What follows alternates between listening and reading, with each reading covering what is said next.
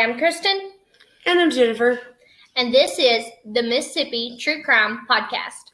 And today we're going to be discussing the murder of Amy Clayton in 1986.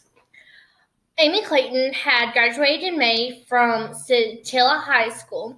July 3rd, she turned 18, and she was going to attend community college on a cheer scholarship that fall.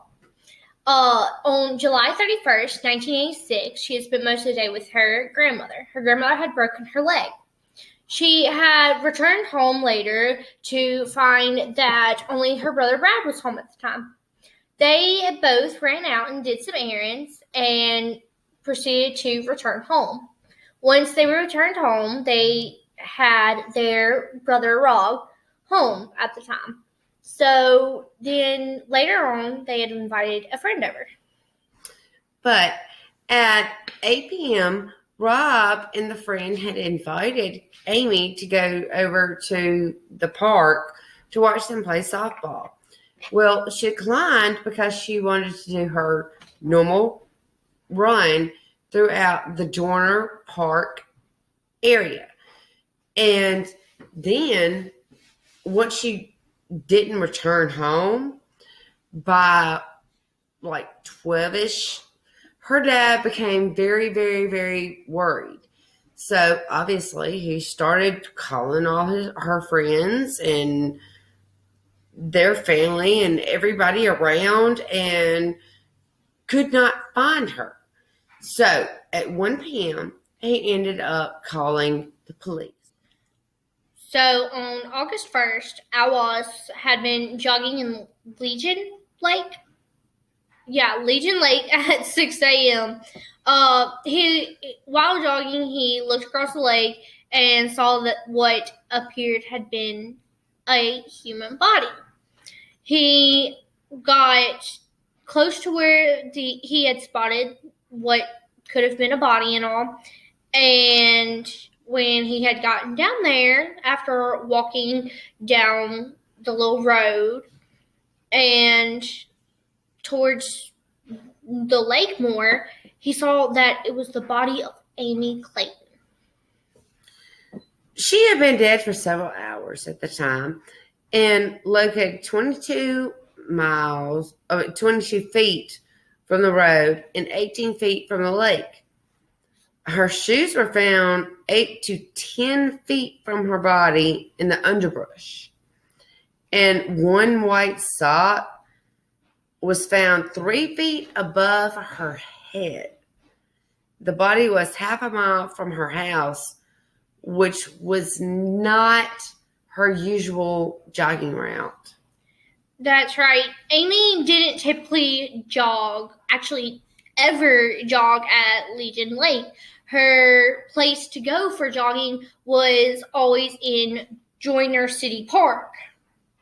And for her to be found so far from where she usually jogged was definitely an indicator that she would have just been picked up and moved. Somebody must have been following her around and knew her route and knew when she was going to be out jogging. Yeah. Even though she was about to be, off at college and all, she was still doing her usual routine and everything. So we decided to move to our couch instead of the desk. Yeah, we figured it would be more comfortable off over here. Yes. But where we left off was Sheriff Roy Setterford and Police Chief Kreider. They sent, officers to collect evidence and all. And what they found 167 feet away from the body was a bloodied white Fruit of the Loom style. The tank top, it was ribbed material, muscle shirt. Yeah. It was a 46-48 extra large. And then 115 feet from the body, near the stop sign of the intersection of the Country Club and Legion Lake Road. Yeah, road.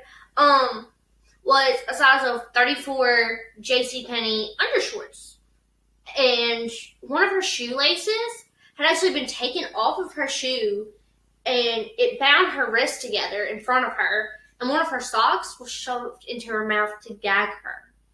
Ugh, that's so nasty. I'm sorry. That feet in general are nasty, Right? But what? But like, how terrifying is it to know that someone is that strong to be able to take out one of your shoelaces, tie you up, and gag you with one of your socks? Yeah, I mean, either she was caught off guard, or it could have been more than one person, and then for them to take her from where she was running at Joyner Park and take her to Legion, that's crazy. It is, because like, you go to the place where you feel most comfortable and all, and you're just doing your thing that you probably do like it 3-4 times a week, if not every day, and all. And now that you have someone being taken and they were murdered in your community, Yes, and it's like, how can we feel safe? How can the rest of the community feel safe after this tragedy has happened? And she went on this run all the time. She's done it many a times before. This was part of her routine, and to just be taken up by somebody you know, or even worse, somebody you don't know, and then have this happen to you. Like, it's scary. It is. What really gets me is that she was not much older than I am. I'm 17. Knowing that, because I like to go on walks with my friends and all, and I run for soccer.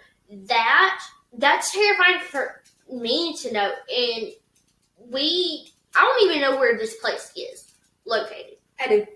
Of course you do. Like, it's outside of Tupelo. That makes a lot of sense. But it's scary for me to know that a girl not much older than me was taken and murdered like that. It's scary. Yes, and this happened in '86. That was not long after you were born, like only a few years. That was a couple of years after I was born, yeah. Yeah. And just to think that the world's gotten like more dangerous since back then. Yeah, I mean, because I was literally like a year and a half old when all this went down. And it was supposed to be safe back then. You know, as old as she was, and as routine and safe as her neighborhood was, she just went on her natural, normal run. Nobody thought anything about it because her neighbors and everybody around the community have seen her do this a million times. And then this last time, she ends up missing and then ends up way off at Legion. No. Yeah. It's just can't even think of the words. It's crazy to think about, like, that happened. It's ridiculously back then. Scary. Yes. Like, it happened back then, and it's only gotten worse to now. It's 2023. That was 40 years ago? Oh, no, Almost, ma'am. almost 40. No, ma'am. That was almost 37 years ago. Yeah. I'm doing quick math. Shut up. But, like, that was almost 37 years ago. No. 36. The point is, that was almost something years ago. That was a few decades. Okay. That was over 30 years ago. We'll leave it at that. Anyway, that was 3 decades ago. A little over 3 decades. I'll take okay. And it's just getting worse and worse and worse. And there are more murders out there. There are more serial killers out there. There are more people going missing nowadays. And it's like, how can we feel safe? There's also, with technology, more ways to lure people out of their comfort zone and comfort areas, to lure them out into areas to where it is easier to abduct somebody and murder them or whatever. It's like, for example, there was one case where this boy, about 14, 15 years old, up in Memphis, Tennessee, or somewhere up in Tennessee, he had gotten tricked by this girl from another state, and he had sent her pictures, like graphic pictures and all, and these men who had been making this girl do this to him and all told this boy that if he did not give them a certain amount of money, those pictures were going to go everywhere online. So that boy ended up killing himself because of that, because he could not go to his parents and tell them what had happened. Yeah, he didn't feel safe enough. Exactly. So he tragically lost his life. He took his own life because of the technology that was able to make this happen. And also, being a little dumb. Yeah. Don't send graphic nothing to nobody, ever. No. Period. Or print them out. To give them. Okay? Yes. Just don't do it at all. None. Exactly. That's just your safest bet. Yes. Dr. Thomas Bennett, the state medical examiner, he found 2 bruises on the top of her head that were caused by blunt force objects. I don't know about you, but that's giving me a headache just thinking about it. I know, right? Plus 34 stab wounds. Oh, that poor girl. As well as abrasions, lacerations, and bruises all over. No, thank you. Also, on top of all that, he also found evidence of a sexual assault. We are talking about the tearing, the bruising, the scraping, and dead spermatozoa that he found in her vaginal vault. So, whoever decided that they wanted to hurt this girl and kill her, sexually assaulted her, stabbed her 34, you said? 34 times, and gave her a one hell of a freaking Headache. concussion. Yes. Oh. Yes. This poor girl. And the sexual assault happened about 18 to 14 hours roughly before the autopsy, which was done on August 1st at 7:30 p.m. After the murder, police had received some descriptions on suspicious and strange people around the area at the time. The Clayton's neighbor, Michael Sadler. That's an interesting last name. Michael Sadler gave a description of a man that was walking around the Clayton's home, actually towards the Clayton's home, around 10:15 to 10:30 p.m. on Thursday night. Okay, so the description of this man was he was 5'9", stocky, beard, dark hair, like your color, kind of dark hair. More roots. Your roots, definitely just your roots. He was wearing a headband, a light colored t-shirt, and dark pants. So with this information, they had made a sketch and had published it in the North Mississippi Daily Journal on August 2nd. So the day after the autopsy was when they had published this information. They did that quick. Yes, it's like it normally takes like what, a few weeks for something like that. Well, normally at least a few days. Yeah, but this case like bam, bam, bam so far. Like yeah. It's crazy to think of how fast they're getting this stuff. From what I can tell, they in this town. These Saltillo. Yes, it's a Saltillo. Saltillo. You can tell that these people, they cared about her. They knew who she was. They wanted to find the person. Yeah, the police department was definitely on their A game. Oh, for sure. Like, I couldn't imagine having someone you knew murdered in a town where police just did not care at all. Like, they were like, screw this. I don't care. Unfortunately, I know how that is. That's right, your hometown. Yes. But we'll get to that. That'll be another episode. Okay. Yeah. Well, we'll get to that later. We'll have to do a personal case. Yeah. I'll see about talking to Ashley to see about the missing case that's going on right now. Oh yeah, there is a missing case going on. Yeah. Right there. We'll have to do that later on. But back to the point. Yeah, it's crazy to think that there are towns out there like that though. It's very sad. It's disgusting on how justice just can't be served because they just don't care, basically. But they're selfish and narcissistic. Yeah. But it really is. It's truly disgusting. But I'm extremely happy that the Saltillo Police Department was definitely on their A game.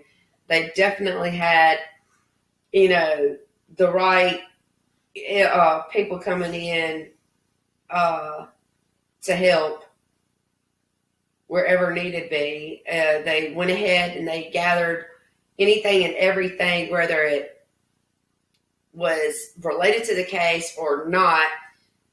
They still gathered it that way they could rule it out like you're supposed to. They did it properly and by the book. That's, 150 feet away from the body. It probably has nothing to do with it. Or, it's 50 feet away. Let's not gather it. Let's just, gather up everything in this 10-foot radius and just go. Yeah. Right. Like, a lot of cases, unfortunately, are. And we see a lot of that. Definitely. Yeah. If y'all can't tell, yes, there is an animal here. It is a dog. He might be blending in with the couch. He is brown, not black. I promise. He's dark brown. He's a chocolate lab named Moto. This is my baby. There's an animal here. You see this, okay? I'm not just petting the couch. So, Randy Bevel was indicted on March 10th of 1986. Okay? So, it was for burglary of an inhabited dwelling of Lonnie Briggs on December 7th of 1985.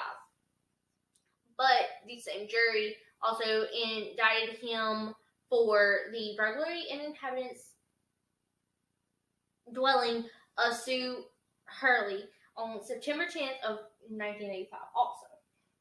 So on July 11th, 1986, Bevel pleaded guilty on both charges. Okay.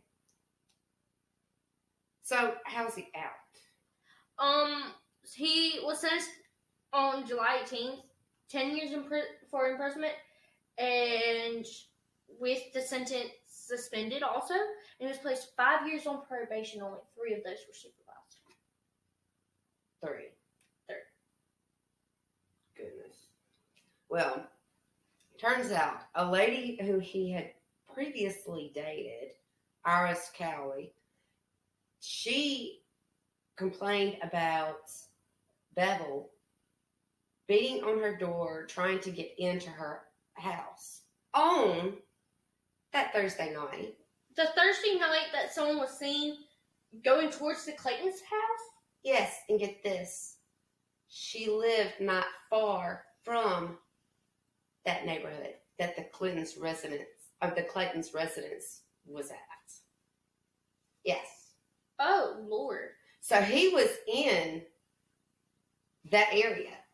Mm-hmm.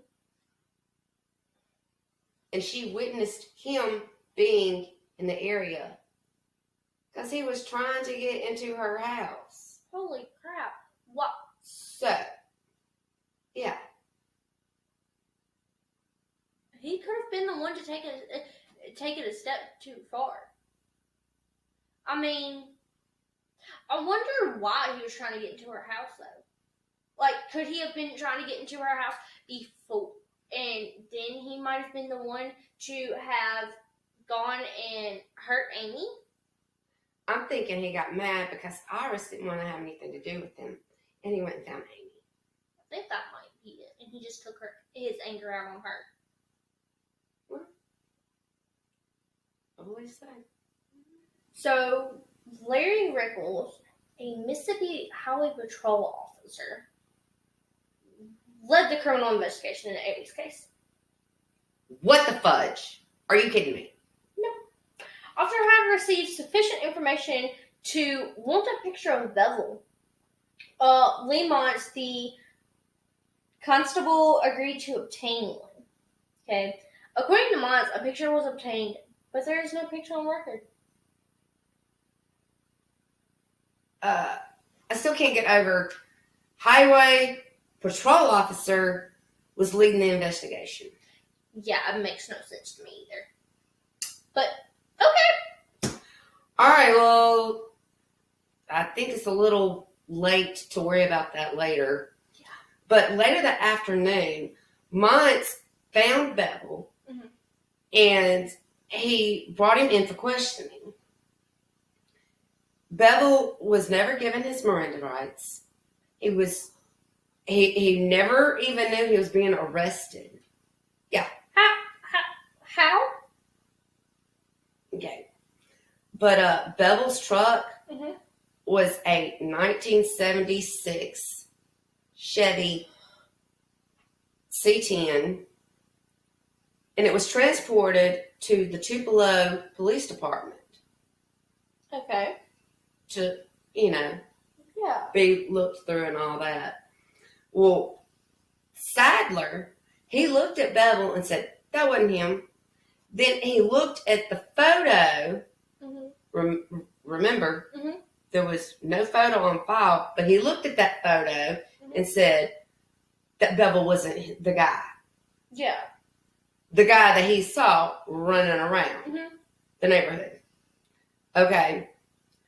And that he was more than certain it wasn't. Yeah. Did he see him in person? Yeah. He looked at him in person. Said it wasn't him. Then he looked at that photo, the mysterious photo that was never there. Said it wasn't him. Yeah. Okay, so we have a highway patrol officer leading the case, mm-hmm. and then a picture that was never on file being looked at. Mm-hmm. And an eyewitness that said the suspect was not the suspect. Yeah. Okay, that's a whole lot of mumbo jumbo that does not make sense. Yep. That basically sums up where we are right this second in the case. Okay. Well, that's one way for a case to go, I guess. At the suppression hearing, Montz said that Bevel was not under an arrest, but he did admit to driving under a suspended license while drinking. So even though they held him and they attempted to contact his parole officer. Okay, so even though they said he wasn't under arrest, he admitted to that? Wasn't that kind of stupid? It was extremely stupid. But I think it might have been because he had drank so much he couldn't think of a better excuse. right. Yeah. He's like, yeah, I'm fucked up. Well, after they were unable to locate his parole officer, on Monday, Officer Kenneth Valentine was notified and signed an affidavit charging Bevel with parole violation. Okay. So Bart Aguirre, I think is how you say his last name, examined Bevel's truck, Mm-hmm. and it was seen that his seat covers had been removed, washed, dried, and then placed into his floorboards. Okay, well, if you're not responsible for something and you're not guilty of anything, Why? Just why? why? Men makes no sense sometimes. I mean, what the fudge? Why would you put it in the floorboard? Even if you were trying to cover up something, why would you just put it in the floorboard? That makes no sense whatsoever. Exactly. None. He admitted to being drunk, which was a violation of his parole. Yep. And he washed and cleaned his seat covers and put them in the floorboard. And he was driving with suspended license. Plus, Iris already had him in the around the area of the crime at the time of the crime. Yeah. He is screaming guilty. I swear. Oh yeah, there's no doubt about it. He is definitely guilty. Absolutely, 100% guilty of this. No questions doubt asked. about it. Okay, so Deputy Sheriffs Joe Davidson and John Conrad went to Bellevue's sister Hilda's house. Okay, when they arrived there and all, she had told them that he had been staying there for about 3 weeks, and she handed them a blue T-shirt of his, which was the same make I meant brand, size and style as the one found at the crime scene. Oh, as the white for the lane. Yes. And she even gave them his tennis shoes, which he had washed with the laundry that Friday. And then after that, she even told him that he was missing a white T-shirt from that Thursday night. That's the same style as the one that was found. Exactly. Okay. Well, on Tuesday, August 5th, Rickles signed an affidavit for the search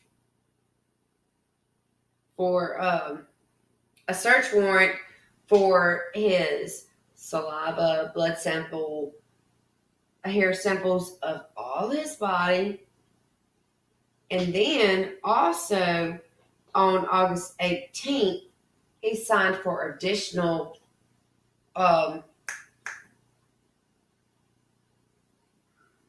samples? Additional samples. Okay. Well, yeah. He signed for, he signed to have additional samples done on him because he believed it was him.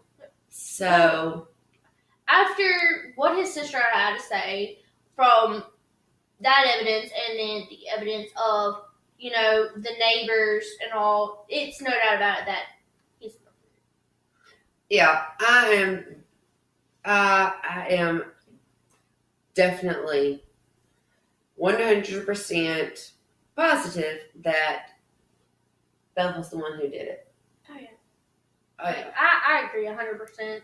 Like, this man, He did it to himself. I mean, he was in the area, and all the signs are pointing to him. Yeah. I mean, why would they also ask for additional samples? I don't know. If they knew he didn't do it, they wouldn't be asking for additional samples. Like, hey, let's get more samples so we can have more research done on all the evidence to link him to everything. It's like, hey, we need more of your DNA so we can, test more. Exactly. Type of thing. Yep. On August 21st, a hearing before Judge Gardner was held to revoke Bevel's probation. Well, he was sentenced to 5 years imprisonment for the violation of his probation. And then he was sentenced also for 3 years for the burglary that he committed on September 10th, 1985. Okay. Well, the grand jury indicted Bevel on August 29th on count of Capital One murder committed while he was in commission of the crime of rape and count second of kidnapping. He was also charged as a habitual offender based on his 2 burglary offenses. Well, I do believe that he should have been convicted on all that because, he was definitely habitual. No. I figured for both burglaries, it would have been longer than 3 years, Yeah.